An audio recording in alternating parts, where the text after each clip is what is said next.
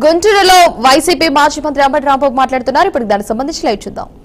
మీరు వెళ్ళిపోయారు. చంద్రబాబు నాయుడు గారు నమ్ముకుని నువ్వు చేస్తున్నావు, మంచిది చెయ్యి. నువ్వు ఆయన పార్ట్నర్స్ కదా, అన్నిట్లోనూ పార్ట్నర్సే, అధికారంలో పార్ట్నర్సే, మరొక విషయంలో కూడా పార్ట్నర్సే. ఏం చేస్తారు నేను అడుగుతా ఉన్నా. చంద్రబాబు నాయుడు గారు 2003లో 1000 కాల మండపాన్ని కూల్చింది ఎవరు? అడగలవా నువ్వు? అడగవు. ఎందుకంటే నువ్వు అడిగింది ఆయన ఇస్తున్నారు కాబట్టి ఆయన అడగవు. అలాగే విజయవాడలో 40కి పైగా గుడులు కూల్చిన ఘనుడేవా అంటే చంద్రబాబు నాయుడు గారు. అడగలవా?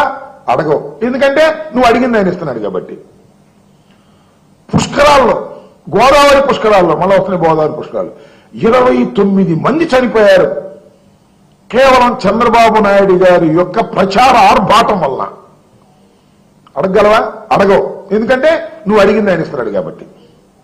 అలాగే మీరు చూశారు సదావర్త భూములు, మన ఈ ప్రాంతం అమరావతి సదావర్త భూములు మద్రాసు దాకా పాకింది నీళ్లు కొట్టేయాలని చంద్రబాబు నాయుడు ఆయన ముఠా. మరి దీన్ని అడగలవా? అడగవు. ఎందుకంటే నువ్వు అడిగింది ఆయన ఇస్తున్నాడు కాబట్టి. ఆలయ భూములన్నీ కూడా తన వాళ్ళ కట్టబెట్టాలనేటువంటి ప్రయత్నం చేశాడు చంద్రబాబు నాయుడు గారు.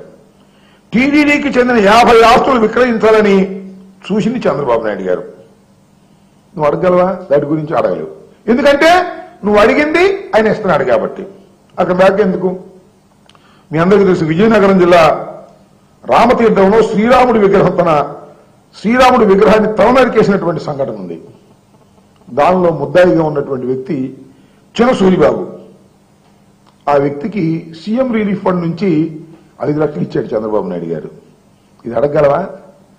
తలే నరికేశాడు, ఆయన కేసు పెట్టారు. 5 లక్షల రూపాయలు నువ్వు సీఎం రిలీఫ్ ఫండ్ ఇచ్చారు. నువ్వు అడగలవా? అడగలేవు. ఎందుకంటే నువ్వు అడిగింది ఆయన ఇస్తున్నాడు కాబట్టి. ఇలా ఈ రకమైనటువంటి దుర్మార్గమైనటువంటి కార్యక్రమాలు చేస్తూ జగన్మోహన్ రెడ్డి గారి మీద సందు దొరికితే బురదల్లేటటువంటి కార్యక్రమం, అన్యాయమైనటువంటి ప్రచారం చేసే కార్యక్రమం, దురదృష్టకరమైనటువంటి ప్రచారం చేసే కార్యక్రమం, జనం నమ్ముతారో నమ్మరో అనేది కూడా లేకోకుండా నీకు మీడియా హంగు ఆర్భాటం ఉంది కాబట్టి నువ్వు మాట్లాడంగానే అన్ని మీడియాలు కూడా వస్తాయి కాబట్టి, మీడియా బలం ఉంది కాబట్టి దాన్ని మీ గుప్పిట్లో పెట్టుకొని ఈ విధమైనటువంటి దుర్మార్గమైనటువంటి ప్రచారాలు మీరు చేస్తూ చాలా దురదృష్టకరమని కూడా ఈ సందర్భంగా మనవి చేస్తున్నాం. అంతేకాదు, 4-5 నెలల క్రితమే చంద్రబాబు పాలన ఉండగానే అహోబిలం నరసింహస్వామి ఆలయంలో హుండీ చోరీ జరిగింది. దాన్ని ఎప్పుడన్నా ప్రశ్నించావా పవన్ కళ్యాణ్ గారు? ప్రశ్నించావు, మమ్మల్ని ప్రశ్నిస్తావు. ఎందుకు ప్రశ్నించమంటే నువ్వు అడిగిందంతా, నువ్వు అడిగింది ఆయన ఇస్తున్నాడు కాబట్టి. ఇలాంటి దుర్మార్గమైనటువంటి కార్యక్రమాలకి వాళ్ళ చంద్రబాబు నాయుడు గారితో పాటు పవన్ కళ్యాణ్ గారు కూడా ప్రయత్నం చేయటం చాలా దురదృష్టకరమని, నీచమని, రాజకీయ దివాళా కోరుతనమని, చౌకబారు ఎత్తుగడని ఈ సందర్భంగా చెబుతున్నాను. అంతేకాదు మరొకటి కూడా ఈ సందర్భంగా నేను చెప్పాలి, మీరెన్ని బురదల్లినా జగన్మోహన్ రెడ్డి గారికి అంటుకోదని కూడా ఈ సందర్భంగా చెప్తున్నా. ఎందుకంటే జగన్మోహన్ రెడ్డి గారి టైంలో సుమారుగా కొన్ని 100 దేవాలయాలు నిర్మించినటువంటి వ్యక్తి జగన్మోహన్ రెడ్డి గారు. ప్రతి దేవాలయంలోనూ పూజారులకు సక్రమంగా పారితోషికాన్ని అందించినటువంటి వ్యక్తి జగన్మోహన్ రెడ్డి గారు. ప్రతి దేవాలయంలోనూ దీపారాధన వెలిగించింది జగన్మోహన్ రెడ్డి గారు. అలాంటి జగన్మోహన్ రెడ్డి గారు మీరు ఎన్ని తప్పుడు ప్రచారాలు చేసినా, ఎంత మతాన్ని అడ్డం పెట్టుకొని మీరు బురద జల్లినా అంటుకోదనే విషయాన్ని మీరు గమనించాలి. అంతేకాదు, వ్యక్తిత్వంలో జగన్మోహన్ రెడ్డి గారు ఉన్నతుడు, మీలాగా వేషాలు వేసే మనిషి కాదు. అప్పుడు ఒకసారి ఇప్పుడు ఒకసారి రకరకాల వేషాలు వేసే వ్యక్తి కాదు. మనస వాచ కర్మణ ధర్మాన్ని, మంచి వ్యక్తిత్వాన్ని కాపాడుతాడు, పాటిస్తాడు. ఆయన హయాంలోని ఈ రాష్ట్రంలో అన్ని ధార్మికతలు బ్రహ్మాండంగా జరిగాయి. అలాంటి జగన్మోహన్ రెడ్డి గారి మీద పనిగట్టుకొని ఈ రోజుకొక వేషాలు వేసేటటువంటి పవన్ కళ్యాణ్ గారు బురదలే కార్యక్రమాన్ని చేయటం చాలా దురదృష్టకరమని, దీన్ని ప్రజలు అర్థం చేసుకోవాలని ఈ సందర్భంగా చెప్పదలుచుకున్నాను.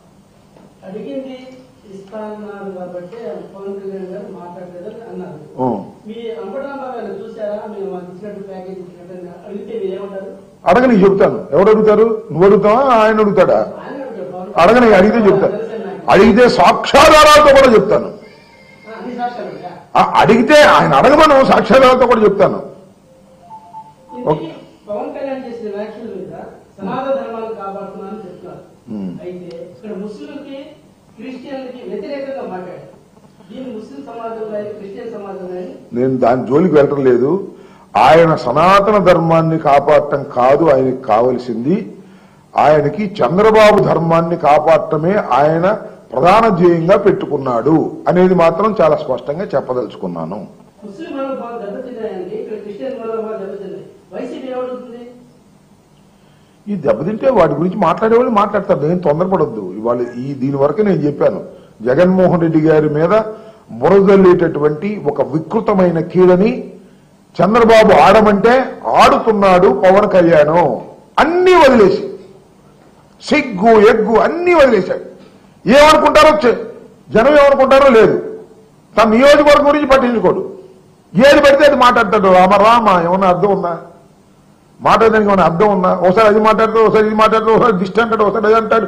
ఏం మాట్లాడుతున్నాడో అర్థం కానటువంటి ఒక కన్ఫ్యూజన్ స్టేజ్ అనండి, గందరగోళం ఏమీ లేదు. ఆయన చెప్తాడు, ఈయన మాట్లాడతాడు. అందుకని నీకు బుర్రలే, నీ బుర్ర ఉపయోగించడం మానేశావు. నీ బుర్ర స్విచ్ ఆఫ్ చేశావు. చంద్రబాబు బుర్ర స్విచ్ ఆన్ అయింది. చంద్రబాబు బుర్ర ప్రకారం నేను నడుస్తుంది. లోకేష్ కన్నా మరీ ఘోరంగా తయారయ్యావు నువ్వు. లోకేష్ ఒక పెద్ద ఇన్మెచ్యూర్డ్ పొలిటీషియన్ అంటే నేను అంతకన్నా ఇన్మెచ్యూర్డ్ని అంటున్నావు మాట్లాడితే. ఇట్లాంటి మాటలు మాట్లాడి